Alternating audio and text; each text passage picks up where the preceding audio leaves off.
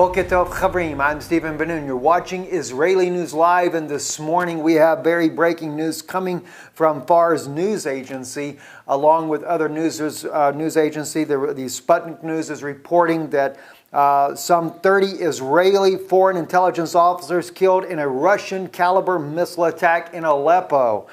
And according to this here, it says several U.S., Turkish, Saudi, Qatari, and British officers were also killed, along with Israeli officers. The foreign officers who were killed in Aleppo operations room were directing the terrorist attacks in Aleppo.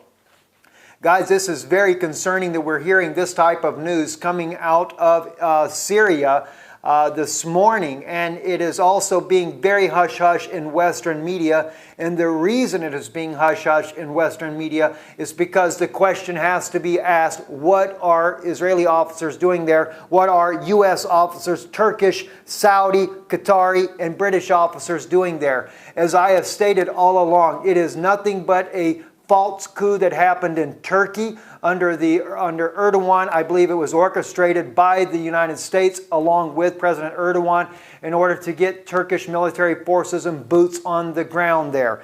And now we see that the U.S., the Turkish, the Saudis, the Qataris, the British, and the Israeli officers are all inside this secret place here coordinating terror attacks inside of Syria.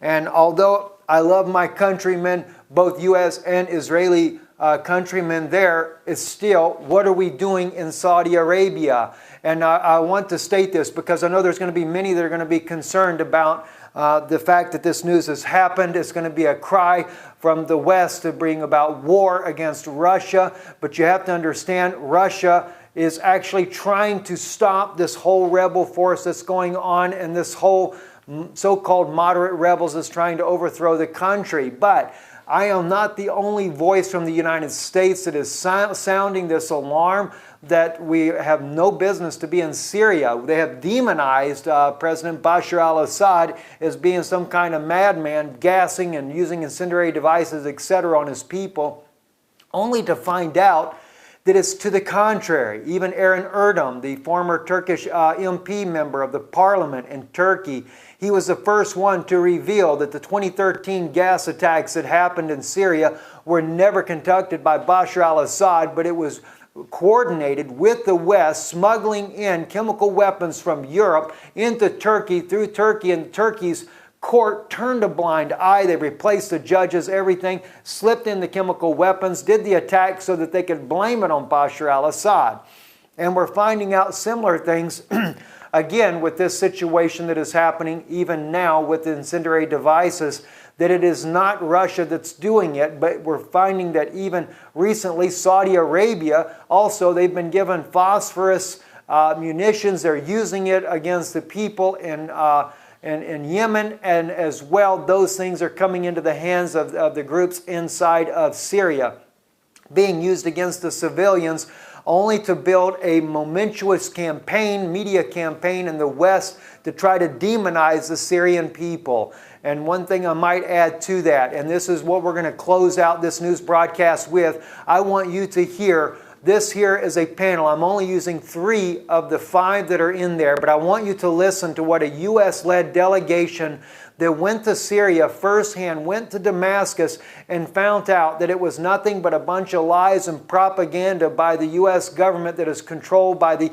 U.S. corporate media to demonize Syria and to make it look like as if Assad was a regime and was trying to just dictate over his people. They met with both opposition and Syrian forces, and they come back with a report that clearly lets us know that this had nothing to do but with false propaganda. It has been a constant desire to bring down Bashar al-Assad. For what reason? There's other things we could go in on that, but right now we're trying to cover the breaking story here that yes, indeed, Russia has fired missiles, and there has been a tremendous loss of life, both U.S., Israeli, and the Saudis, the Turkish, and Qatar. They are all involved in trying to crush this country down, and Russia finally is standing up and is going to bring that down. Now, I know many of my friends would say, are we looking at Ezekiel 38 as far as from a prophetic standpoint? We may be. Some have said Russia would be, the Ezekiel 30 would be Gog.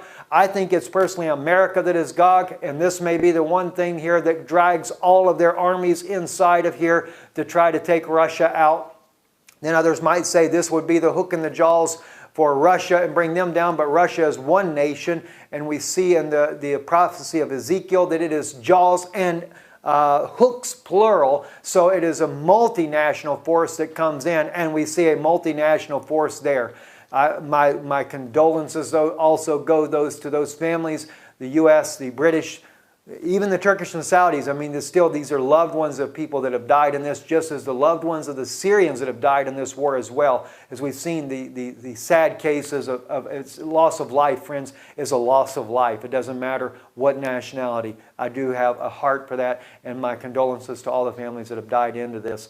But I think if the West would have stayed out of Syria, we wouldn't have the problem we're having today. I'm Stephen Ben-Nun with Israeli News Live. It was our consideration that we had to reach out to the U.S. peace movement and ask that they participate in a delegation to Syria to see for themselves what existed, to speak to both officials and non-officials, civil society, to try to determine for themselves, independently, the situation in Syria and the road to peace.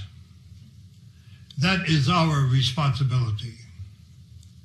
Our responsibility is to reach out first to the U.S. peace movement and then to the American people.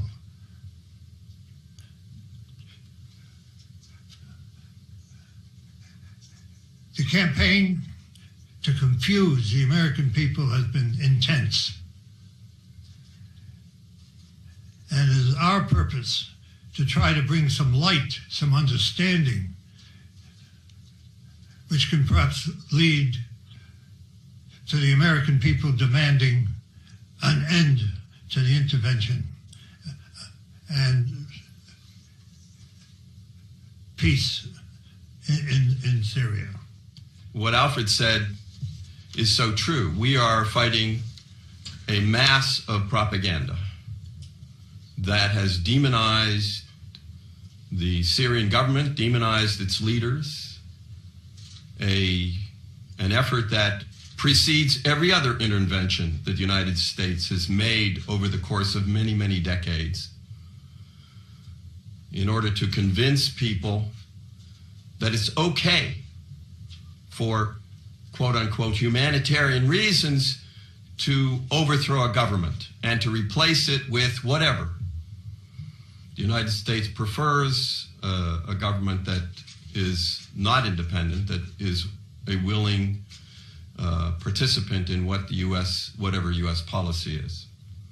So what we saw in Damascus and what we saw in the two villages we visited outside Damascus belies the propaganda that has overwhelmed us. It's hard. It's hard for even those of us who have been in the peace movement for a long time. It's hard for us to ignore this propaganda. It is so well orchestrated. Work together, coming back in cooperation to try to bring the message and the truth back to the United States. As an American citizen, it is shameful for me to admit what my government is doing in the sovereign country of Syria. We have no right to impose these illegal sanctions. In fact, these sanctions, allegedly, the government says are against the government of Syria. But in fact, it's against the people, civil society, people who are attempting to maintain the infrastructure, the health care, the safety of all Syrian people. One of the things that stood out to me is not only the lack of medication and the fact that Syrian children are dying because they can't get chemotherapy meds into the country because of the illegal sanctions that the U.S. and the West has imposed. Also, they're not allowing parts and material to get to businesses who are trying to maintain. And they're trying to maintain for more than one reason, and not just to continue to make money, but to employ people. Because when people have no way to earn a living, they become desperate.